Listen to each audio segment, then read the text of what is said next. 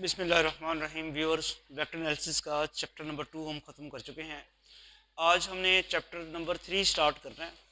Chapter 3 है vector calculus और इसका सबसे पहला जो टॉपिक है वो लिमिट है। आप लोग कैलकुलस में सेकेंड ईयर में भी और अब जो आप कैलकुलस 1 पढ़ रहे हैं उसमें भी लिमिट एंड कंटिन्यूटी पढ़ रहे हैं। ये भी लिमिट ही है, लेकिन फ़र्क सिर्फ ये है कि वो आम फंक्शन की लिमिट होती थी और ये एक वेक्टर फंक्शन की लिमिट फाइंड करनी होगी आपको। तो एक्सरसाइज 3.1 का पहला क्वेश्चन देखते हैं। Evaluate the following limits. A part है limit t approaches t naught sine square t i plus t square j plus cos t k. तो ये एक वेक्टर है। अभी तक जो आपने सेकंड चैप्टर तक पढ़ा ना वो आपने कांस्टेंट वेक्टर्स पढ़े।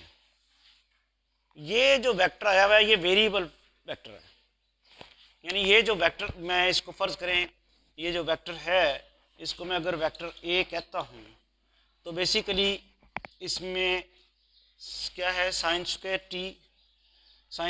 T i unit vector plus t square j plus cos t के।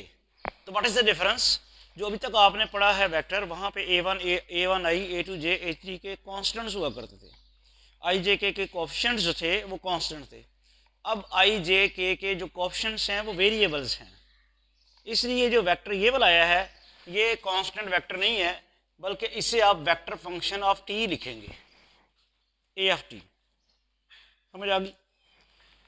अब लिमिट मालूम करने के लिए क्या करना है, बेस सिर्फ इसमें आपने जहां जहां इस वक्त जो क्वेश्चन की सूरत हाल है, जहां जहां टी है वहां वहां आपने टी नॉट पुट कर देना।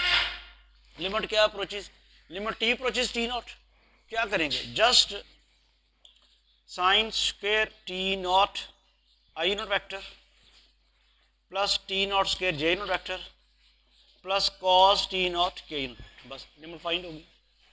क्या रहा, लिमिट मालूम करने से पहले भी ये जो था वेक्टर था और लिमिट मालूम करने के बाद भी क्या हुआ, एक वेक्टर ही हुआ। अब वैसे जो पहला वेक्टर था वो वेरिएबल वेक्टर था। अब जो आंसर आया है क्या ये वेरिएबल है? अब ये कांस्टेंट है क्योंकि टी नॉट एक फिक्स्ड नंबर है। ठीक है, अब जो वेक्टर आया है इसकी जो कंपोनेंट्स हैं आई जे के जो कोएफिशिएंट्स हैं वो कांस्टेंट है। Sign square T not is a constant, sign square T variable है, टी की वैल्यू कुछ भी हो सकती है। अब जो कुछ भी हो सकती थी उसमें से एक वैल्यू हो गई है टी नॉट, अब कुछ नहीं हो सकती, अब यही है, तो अब ये कांस्टेंट। नेक्स्ट बी पार्ट है limit t approaches pi sine 7 sine t i unit vector plus 3 cos 2 t j unit vector minus 9 k unit vector. ये जो वेक्टर है ये हमारे पास कांस्टेंट वेक्टर नहीं है, वेरिएबल वेक्टर है। आपने यहाँ लिमिट में क्या पुट करना है, टी की जगह पाई, तो जस्ट आपने टी की जगह पाई पुट कर देनी है। क्या बन जाएगा, 7 sine pi i unit vector plus 3 cos 2 pi j unit vector minus 9 k unit vector. Sine pi की वैल्यू सबको पता है क्या होती है, 0, और कॉस 2 पाई की वैल्यू 1, ठीक है, माइनस 9 के। तो क्या आंसर आ गया, 3j माइनस 9 के। जो माइनस 9 के वाला है उसमें तो टी नहीं था ना मौजूद, जहां जहां टी था वहां वहां पुट होना ना, जहां टी नहीं है वहां कुछ नहीं होना। तो ये माइनस 9 के जो कंपोनेंट है ये पहले भी वैसे ही थी -9, अब भी -9 रहेगी।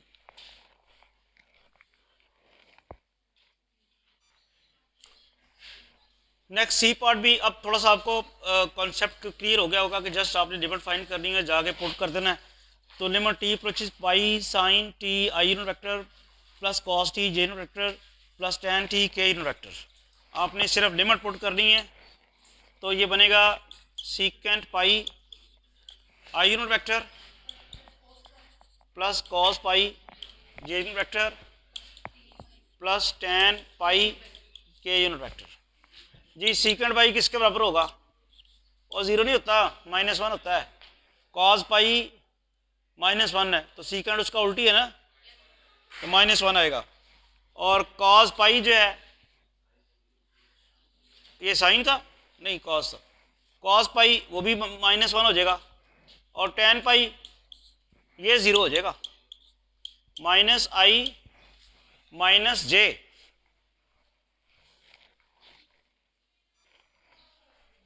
एक पार्ट डी मैंने छोड़ दिया है, वो भी इसी तरह ही है, वो आप खुद कर लें। और ई पार्ट देखें, limit t approaches 0 sine t और t i unit vector -2 into t square -1 j unit vector plus cos hyperbolic t k unit vector. जी कैसे करेंगे इसको? हम लिख सकते हैं limit t approaches 0 sine t over t i unit vector, और इधर टी की जगह 0 पुट कर दें तो क्या बनता है, और उधर कॉस हाइपरबोलिक 0 के। ये सबको फार्मूला होता है, limit x approaches 0 sine x over x किसके इक्वल होता है? 1 के। ठीक है, सैंडविच थ्योरम आपने किया हुआ है सेकेंड ईयर में, तो इसका आंसर आ गया 1 i unit vector plus 2 J unit vector plus cos hyperbolic 0 किसके बराबर होता है? वो भी 1 के इक्वल होता है, तो k unit vector. G i plus 2j plus k, this limit put करके ही उसका आंसर आया ना 1। ये limit t approaches 0 sine t over t का आंसर है 1 सैंडविच थ्योरम से।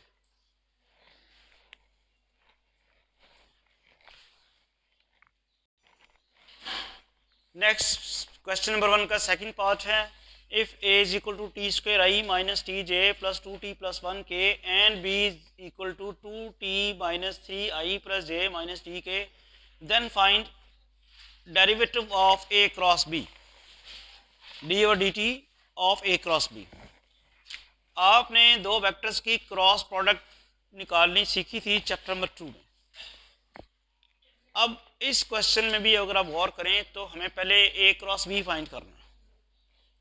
फ़र्क क्या है जो पहले आप करते रहे और अब करते रहे? पहले दो कांस्टेंट वेक्टर्स की क्रॉस प्रोडक्ट मालूम कर रहे थे, अब वेरिएबल वेक्टर्स हैं। तो सबसे पहले आप a क्रॉस b फाइंड करते हैं, और वो उसके लिए आपको पता है डिटर्मिनेंट लगाना आपने। डिटर्मिनेंट की i j k कंपोनेंट्स, ऊपर आपने i j k लिखने हैं, और नीचे वेक्टर a क्या है, उसकी कंपोनेंट है T square minus T 2t प्लस 1। वेक्टर b क्या है, 2t minus 3 plus 1 minus T. ये डिटर्मिनेंट आप एक्सपेंड करें जी, करें ज़रा। i minus T into minus T, T square, फिर माइनस 2t माइनस 1, फिर माइनस जे, ये रो और ये कॉलम छोड़ देना है, T square into minus T cube, और उसके बाद माइनस करके यही करना ना, T square into minus T cube हो गया, फिर माइनस 2t प्लस 1 इंटू 2t माइनस 3। समझ आ रही है?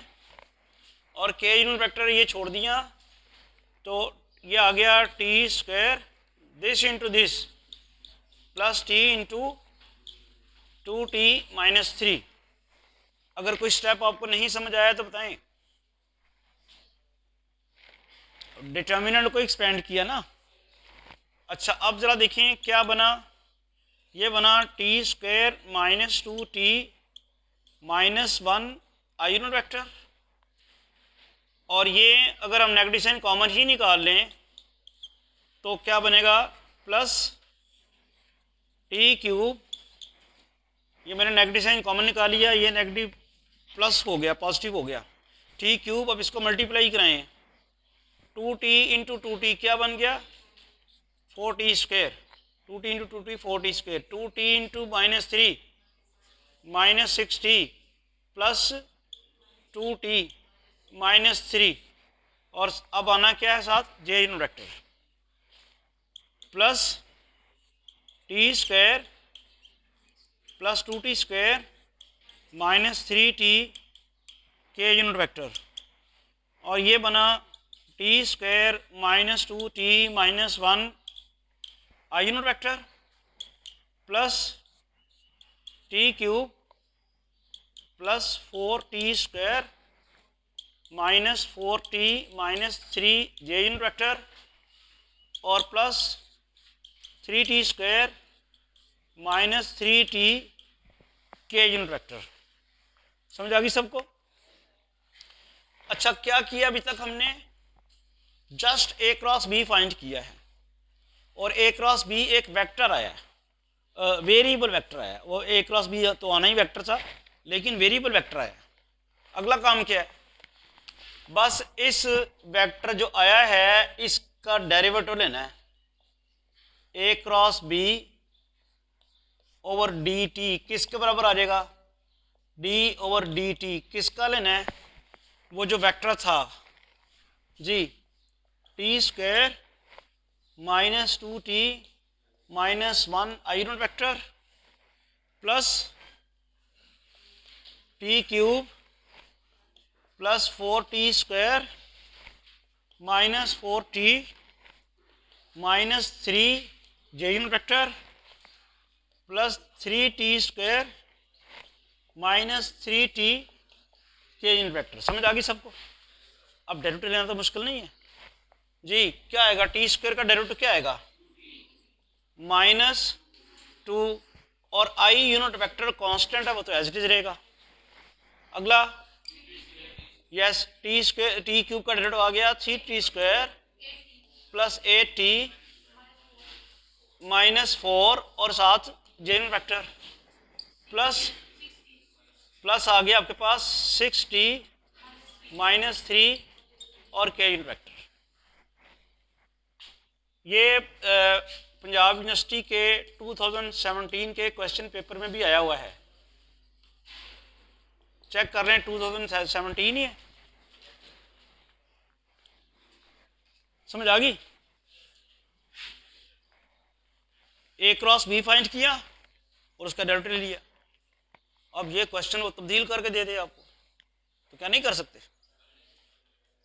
वो आपको इसको बदल दे, सिर्फ कह दे जी ए डॉट बी का डेरिवेटिव लें।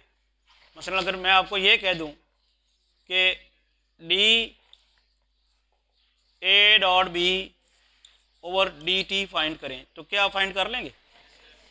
ऑब्वियसली कर लेंगे। पहले आपने क्रॉस प्रोडक्ट ली थी, अब डॉट प्रोडक्ट लेंगे, जो आंसर आएगा उसका डेरिवेटिव ले लेंगे। फ़र्क सिर्फ इतना होगा कि चूंकि ए क्रॉस बी एक वेक्टर होता है, उसका डेरिवेटिव भी वेक्टर आया, ए डॉट बी स्केलर होता है, उसका डेरिवेटिव भी स्केलर आएगा। ठीक है,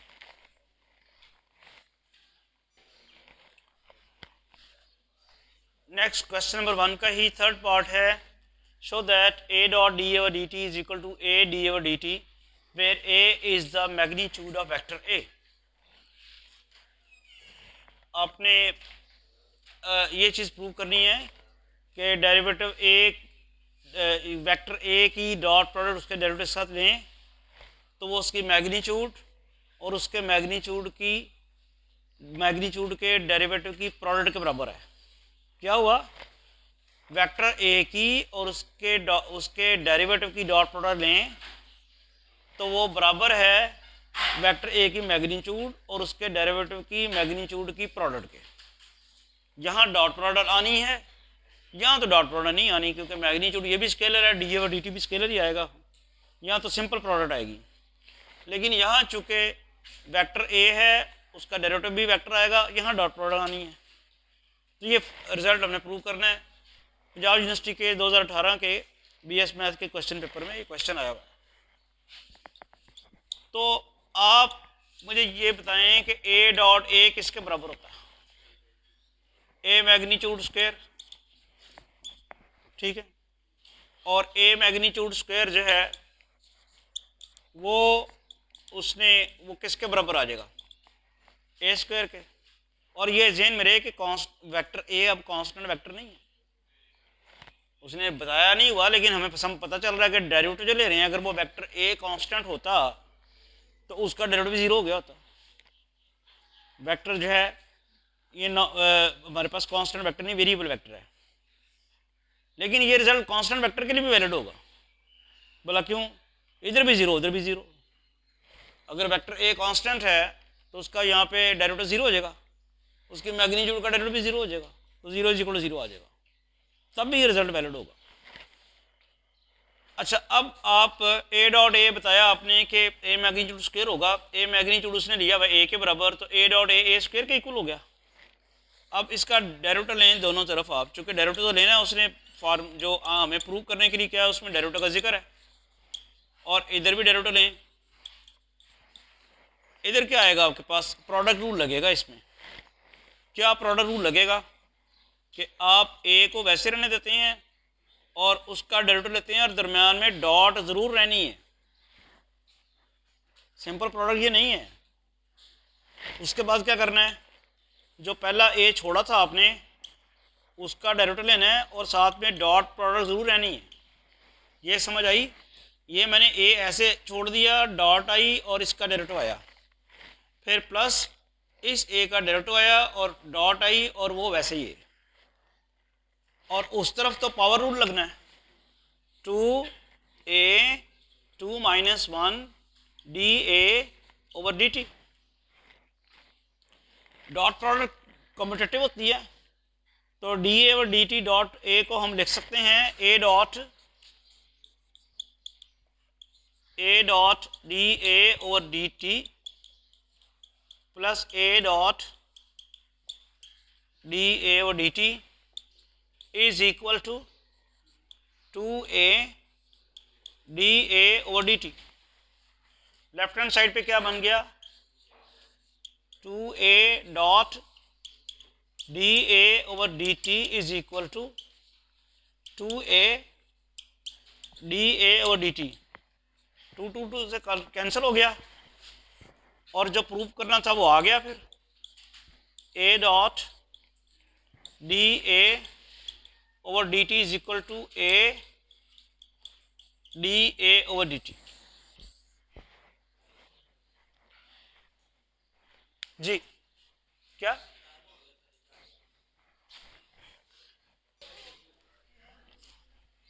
तो आज इतने ही क्वेश्चन आने दें, कल हम क्वेश्चन नंबर 2 से स्टार्ट करेंगे। Thank you.